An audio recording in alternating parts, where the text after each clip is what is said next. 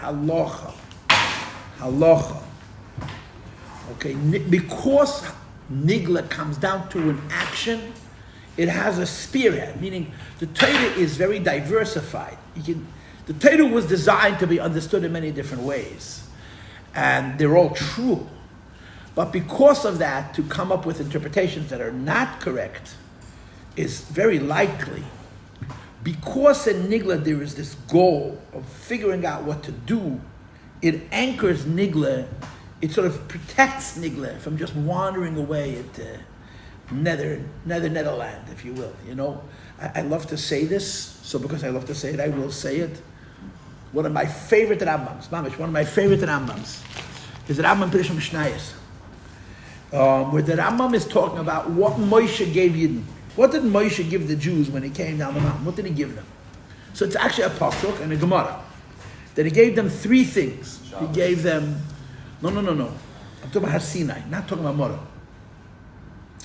Luches ha'edus, ha'Torah shebeksav, v'hamitzvah, zu pirush ha'Torah shebal peh. He gave us three things: the luches, the tablets of the covenant, the scroll, the Torah scroll, and Torah shebal peh. The question is, what is included? What is included in Torah shebal peh?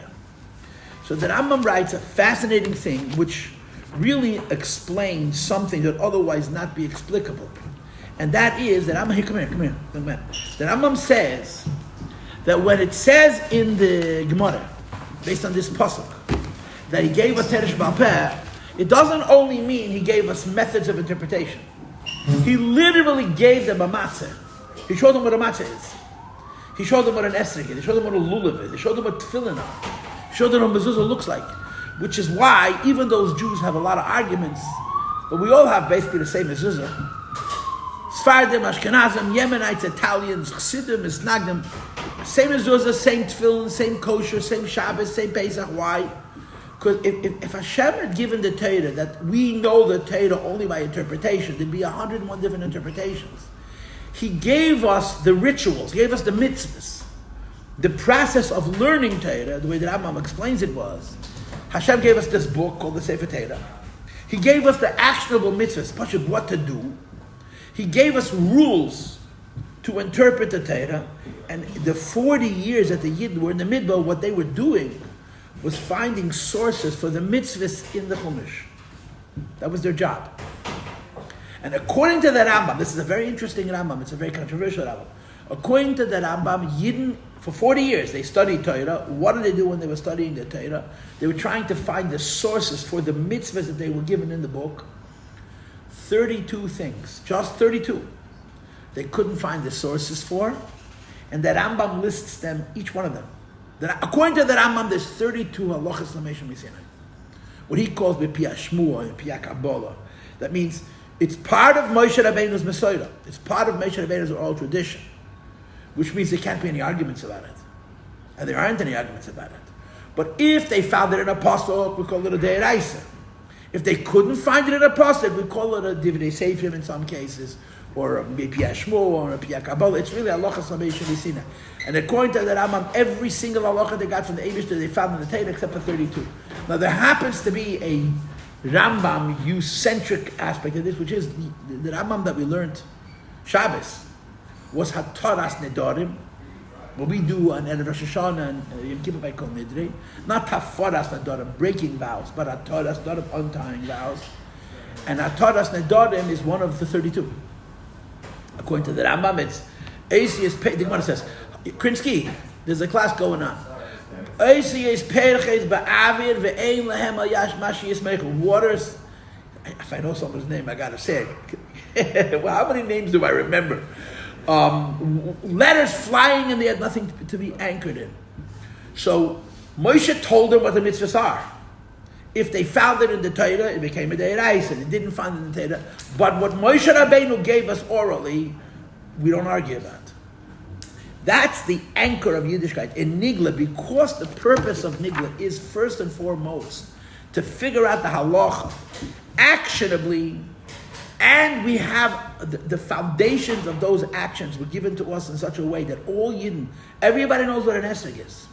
Everybody knows what a lyhadus is. Everybody knows what an arava is. We may argue about which tree, this tree, but we know what it looks like, and we know what it is.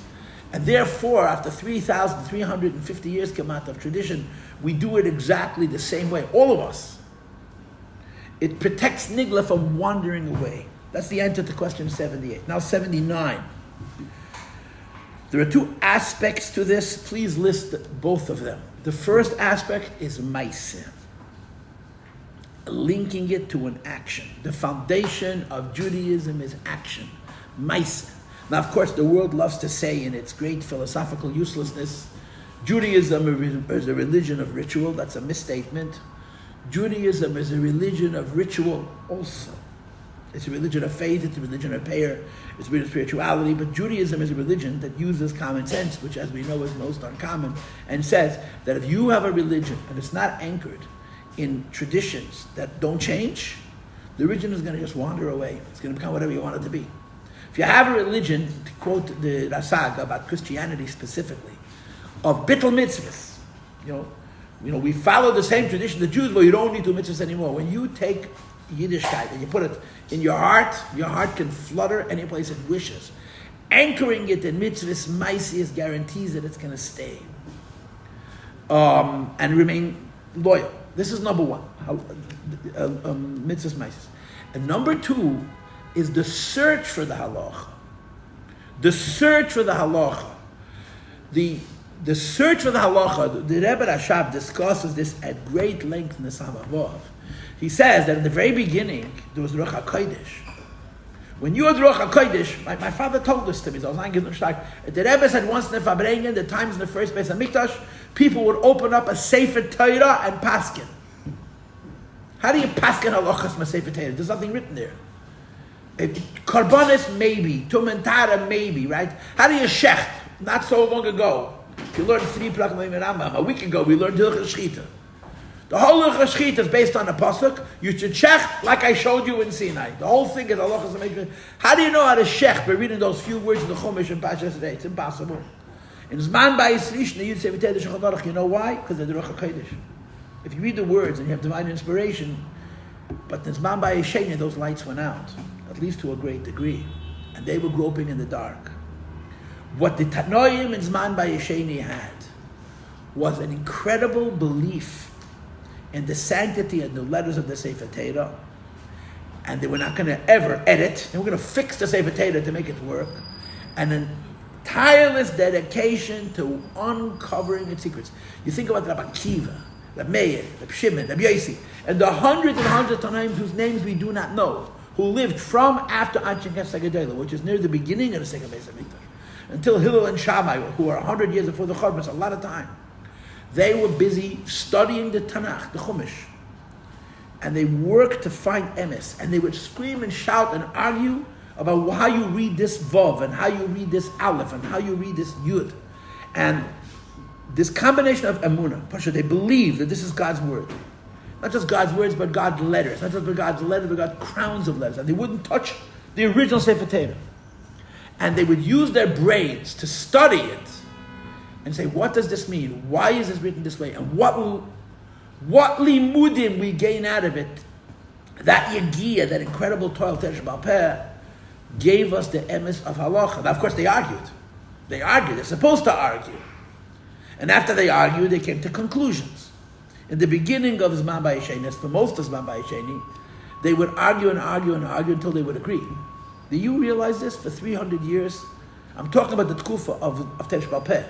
After the Anshe Knesset Haggadah, made the most important thing in Judaism, not Nevuah and Ruach HaKodesh, but the Beis HaMedrash. For 1,000 years, Jews were defined by spirituality. They were defined by Nevuah. They did mitzvahs, but the key was to get close to Hashem. The Anshe Knesset Haggadah changed that. They said the most important room in Jewish life is not the Kodesh HaKadoshim. The most important room in Jewish life is the Beis Medrash. We sit and interpret the Torah in darkness, with great toil, great yigiyah. For 300 years, they had one argument. One. Every other argument was resolved. In other words, they were well trained. Which one was it? It's about smicha. How you do smicha on a carbon. There was two leaders in each generation. There was the Av Bezna and there was the Nasi. And in each generation, the Gemara in Sefta Chagiga says, each one, who said what about this argument, and each generation had the same argument. Hillel and Shammai argued 3 times. But Hillel and Shammai are 100 years before the Churban. Beis Hillel and Beis Shammai are still screaming at each other. And I explained this to you in class. Why? Why did Beis Hillel and Beis Shammai argue a lot more than Hillel and Shammai and more than the Zukis that came before them? Because life became hard. And they had no choice. They gave smicha to Talmidim who didn't have enough shimush. They knew the books. They were smart. But to be a Rav, it's not enough to know the books. You have to know how to paskin. And to know how to paskin, you have to be mishamish, Talmidei Chacham. You have to sit by a practicing Rav. Real Rabbonim have years of shimush. So we don't have smicha. That's why our smicha is not valuable. Because learning the halachas niraday does not teach you how to paskin a shaila. Sitting by a practicing Rav and watching. We had a Rav called Zalman Shimon Dvorkin. Zalman Shimon Dvorkin had 10 years of shimush. His father-in-law was a god. He's a Menachem Mendel Dubravsky Tigais. Mendel Dubravsky. He was a real Rav. He called him Mendel the Rav. He was a god. Where did that? Well, he came out of Russia. He was in America for a while. He passed away a very long time ago. But he gave Zalman Shimon 10 years of shimush. You sit by a Rav for 10 years and you watch how he paskins, you learn how a Rav thinks.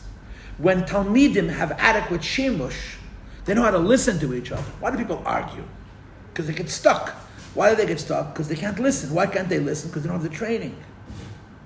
To be able to listen to somebody else and say, maybe I'm making the mistake. They can't do it. And what's weird about it is that Torah Shabbat is built dafka on Beis Shammai and Beis Hillel. Everybody agrees that there was a lack of shimush. Everybody agrees that the Piskei Din are based on the fact that they were tzaddis and they didn't have enough time to learn how to be Arov, so they could work out their differences, and that's the base of Torah Shabbat. The Beis Hillel says like this, Beis Shammai says like this, and you can't agree. Achei Temimim, you follow the majority. It's because we believe that halacha is determined sof kol sof by the Eibishter. What is true about Beis Hillel and Beis Shammai is that they wanted the truth, and they respected each other. Talmidei Rabbi Akiva learn no covered zebazeh, but Beis Hillel and Beis Shammai. I always tell you the same Gemishna Masechta Yevamos. No, they disagreed. They screamed and shouted, but they respected each other. And the base of Torah Shabbat is Beis Hillel and Beis Shammai. There's a big discussion in the Samach Vov where the Rebbe Rashab explains that the truth of Torah was ascertained when the lights went out and they were literally groping in the dark to try and find the truth of Torah and the truth of halacha, and it's the basis of Yiddishkeit to this day. Everybody knows the famous Machon that the Rebbe gives in the Sikha, how if you walk into a dark room and you strike a match, you not only see where the door is, but you see all the relationships, where everything sits and what the proportions are and so forth. If you walk into a dark room and you don't have a match, you start to tap. And you tap and you tap and you tap. You think you got to a door and it's a window. You think you got to a door and it's a closet. You think you got to a door and the door has been slammed shut until you find your way out. But there's a big mile of the darkness. Then when you tap, you notice things that you wouldn't notice if the lights were on. That's the truth of Torah Shabbat Peh. Finding halacha when there was no Ruach HaKodesh, or less Ruach HaKodesh. So the answer to question 79 is there are 2 aspects to this. Number 1, that everything comes down to an action. And number 2, they sought God in darkness. They used their brains, their seichel, but not their ego. They were very smart, but they had integrity. In other words, it never got to a point where being right was more important than finding out the truth. And therefore, the emes of Torah that we have is Torah Shabbat Peh. Okay, this is a continuation of 78. It's easier for Nigel to Torah to have credibility. I'm going to add a word. When it's halacha l'mais. When you're a Rosh Yeshiva or a Lamdan who studies Torah and hypotheses and philosophy and theory, where, as they say in America, anything goes. It's very, very difficult to know the emes. It's very, very difficult to know the emes. Why? Because you can say anything you want. But when you paskin halacha, and you are afraid, Baruch, it's very good to have you. And you're afraid, chas v'shalom, that if you make a mistake, and someone is going to say that something which is treif is kosher, or something which is tameh is tohid, and something is, it can be machar v'elam is mamish.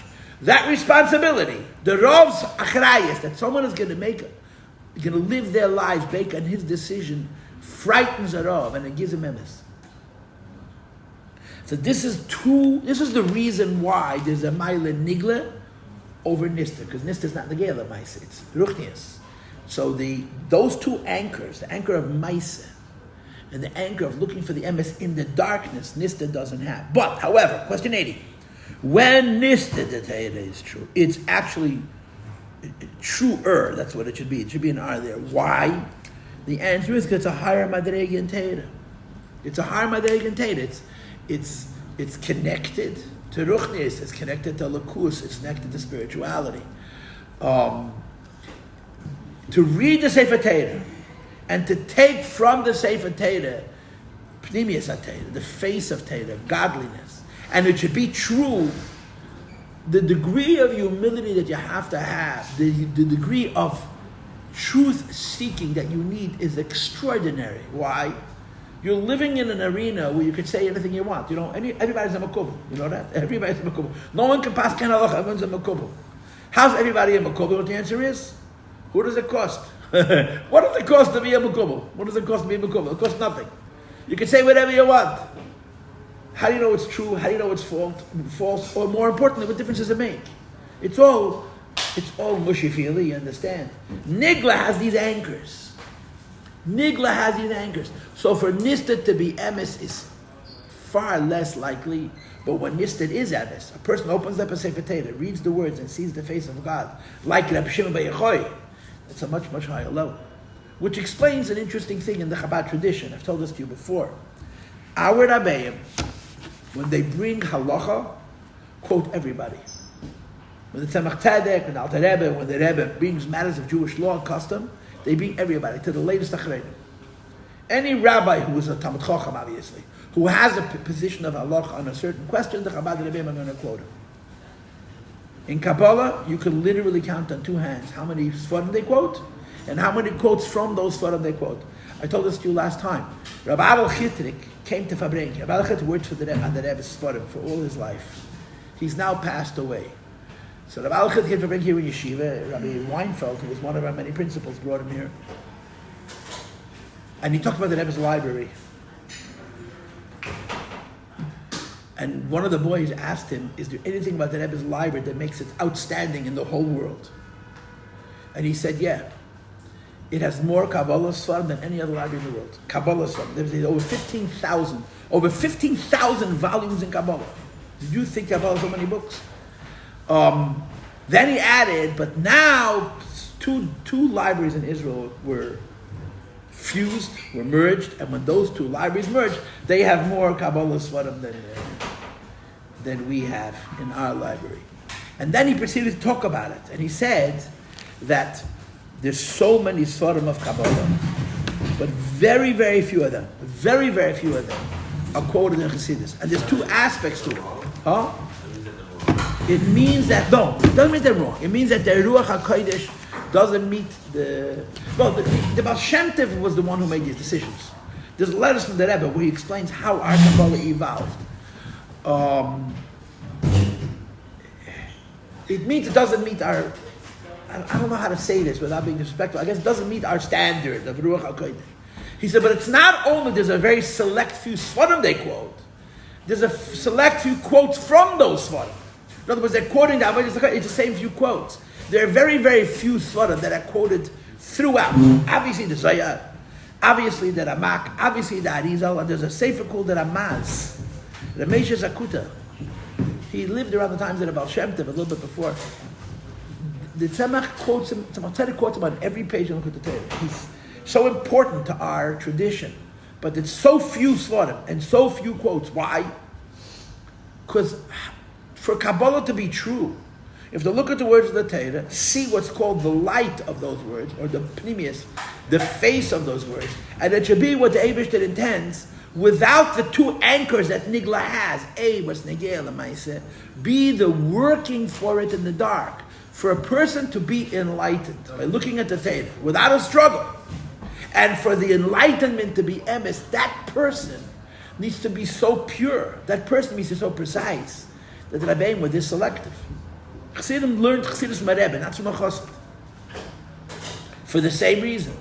Even though a Chassid is repeating the Rebbe's words, it's not the same thing. It's not the same thing. Pnimius HaTorah's difficulty is, how do you know it's true? Nigel the Tate doesn't have why that's true. This is the proof. And Rabbi Shimon and Rabbi Yossi and Rabbi Elazar and Rabbi Yehuda and Rabbi Meir argued and argued and argued and argued and argued. They screamed and shouted at each other. And they didn't agree. Each one said his daya, and the Mishnah brings all the opinions that are necessary for us to have ladayis. The halacha is determined not by saying who's right and who's wrong. And oftentimes the halacha is determined by a majority. But though that struggle for emes makes it emes. You don't have that in Kabbalah. So in Kabbalah, the integrity of the mukubal is so important. And it's not just he's smart.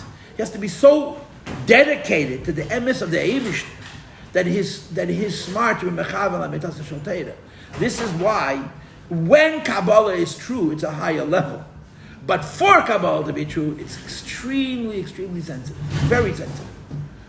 Next question. 81. How does all this connect to the passing of Shimon bar Yochai? The first question mark is not necessary. The answer to that question is that Rabbi Shimon bar Yochai's inyan was Pnimius HaTorah. Rabbi Shimon bar Yochai's inyan was Pnimius HaTorah. So he represents the true infinity of Torah, because the infinity of Torah is a Torah Shabbat Peh. And when one has an infinite Torah, the Torah doesn't pass. He was Pnimius HaTorah. He was Pnimius HaTorah. And Pnimius HaTorah is the true concept of infinity. And when something is truly infinite, it's always everywhere. It doesn't go away. It doesn't pass away. Rabbi Shimon bar Yochai was one of those rare Jews who opened up a Sefer Torah and he saw light. You know, did I tell you this part? It's a Gemara. That Rabbi Meir had a Sefer Torah with a mistake in a letter. With a different letter than we have. But Rabbi Meir used to read from that Sefer Torah and make a bracha on the Sefer Torah as if it was a kosher Sefer Torah. Because for Rabbi Meir, with a kosher Sefer Torah, what's that letter? It says in Pashas Bereishis that Hashem made for Adam and Chava clothes. The lashon of the pasuk is Vayas Elikim LaAdam LaIshtei. Kosnei said Elikim made for Adam and his wife a tunic, a shirt of oil, ayin vav reish. Vayabisham, and he dressed them in it. So there's two ways to spell oil. Oil with an ayin, which means leather, and oil with an aleph, which means light. Light. In our Sefer Torah, it says with an ayin. Rameh wrote it with an aleph. And it was kosher for him. Why? Because Rameh was like Rashbi. Rameh was in a madrega. When you finish, you rub your hand on the table, yeah? When Rameh was a yid who, when he opened up a Sefer Torah, saw godliness. So the black letters of the Sefer Torah, which to you and me are black. The black letters of the Sefer Torah, what do they do to us? They make us ask questions. The words of the Sefer Torah don't give us any clarity. The words of the Sefer Torah make us ask questions. And we search and we search and we search, try to find answers. So we know the truth by asking questions on the words of the letters of the Sefer Torah and finding answers. He opened the Sefer Torah. He looked at those words. He looked at those letters and he saw light. So he wrote in the Sefer Torah, the shirt that Adam and Chava was wearing was a shirt not made from animal skin or from keratin or whatever it was made out of. There's different opinions in the Gemara and in Rashi. It was made of light. That's Pnimius HaTorah. That's Pnimius HaTorah. Rabbi Shimon bar Yochai represents Pnimius HaTorah.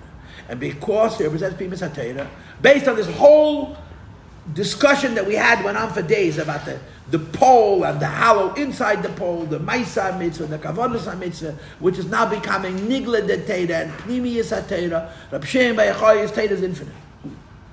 Question 82. How does this translate into the idea of being joyous on the day of his passing? Please tell me the steps that are brought in the Maimon. The answer is, when a tzaddik passes away, his neshama is released from his guf. When the neshama is released from his guf, and it goes up to a higher level, it's a great revelation. Problem is, it doesn't happen here; it happens over there.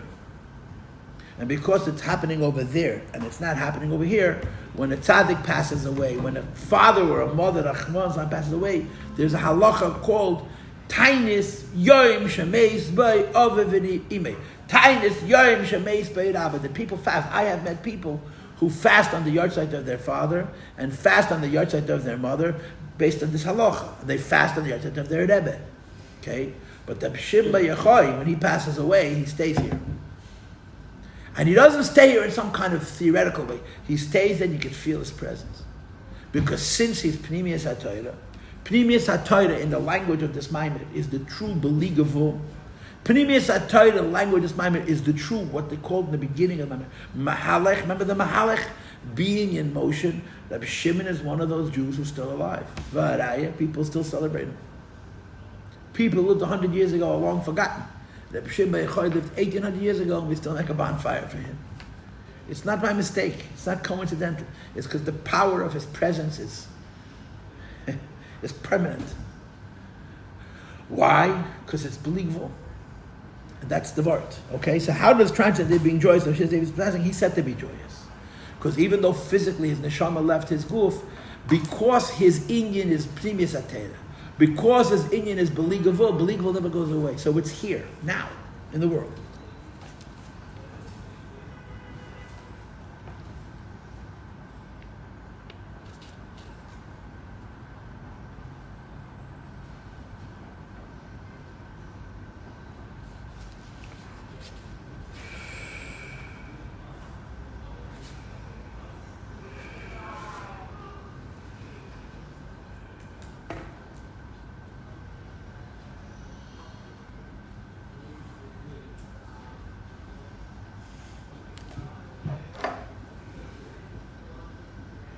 Now I wrote in 82, please tell me the steps that are brought in the Maimed. I don't remember the steps. I don't remember the steps. I don't know what I mean by the question. But maybe you should start writing the questions and the answers. Yeah. So what was the point? The point is that Lamaila, you're standing still. In this world, you're a Mahalach, right? Mahalach means Beligavul. But most tzaddikim, when they pass away, their beligavul goes with them because it's not a true beligavul. Rabbi Shimon Bar Yochai, because it's a true beligavul, even when he passes away, the beligavul is here. But I don't know what the steps are. I forgot. Okay? 83. How did I explain the relationship between his passing and joy due to his infinity? How did I explain the relation between his passing and joy due to his infinity? I mean, I explained it by the fact, the way I illustrated it in class was that the biggest, what's the trademark, remember the question? What is the trademark of the biggest tzaddikim, of the holiest rebbes? Anybody remember? You remember? What's the trademark of the biggest tzaddikim? That they're still celebrating, that they're still like alive, people still going around today. It's not the answer I gave, but it's the point. The answer is that they have shkutzim, bums, chassidish bums. Small rebbes don't have chassidish bums. You go to a rebbe because you're Yerei Shamayim. You go to an earnest Jew because you're earnest yourself. If you're not interested, you don't show up. By the biggest tzaddikim, it was true in all the communities, they had bums. It's a sign of critical mass. What does it show? It doesn't make the tzaddik less of a tzaddik. It shows that the tzaddik is so great that his influence and his reach comes even to the people who are real not interested in what he's teaching, but they want to be connected to his power because his power is infinite. That's the trademark of a rebbe, of a real rebbe, and that's the trademark of Rabbi Shimon Bar Yochai. And in the case of Shimon Bar Yochai, it doesn't only last for the duration of his life, it lasts forever. Because his infinity is that great. And that's the answer to question 83. Okay, that since Ashbi was one of those tzaddikim, that he was so holy and so far removed from everybody, that everybody has a sense of kinship with him, it doesn't only last for his generation, it lasts for all generations, because his holiness is believable. Because although for Pnimius HaTorah to be emes is harder than for Nigla HaTorah to be emes, but when it's emes, it's really emes.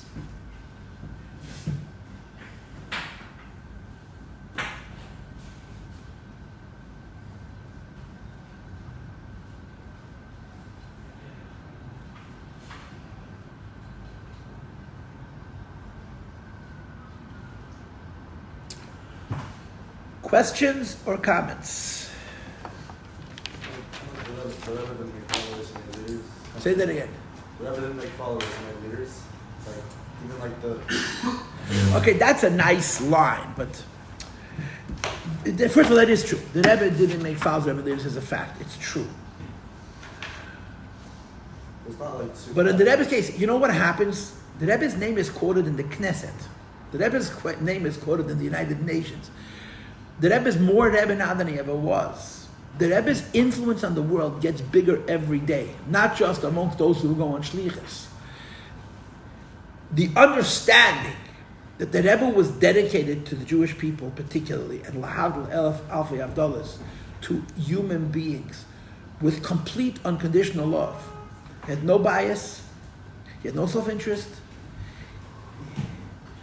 makes his words and his message so resonating, so far-reaching, so overarching, so like a makif that the whole world is able to relate to, because of who the Rebbe is.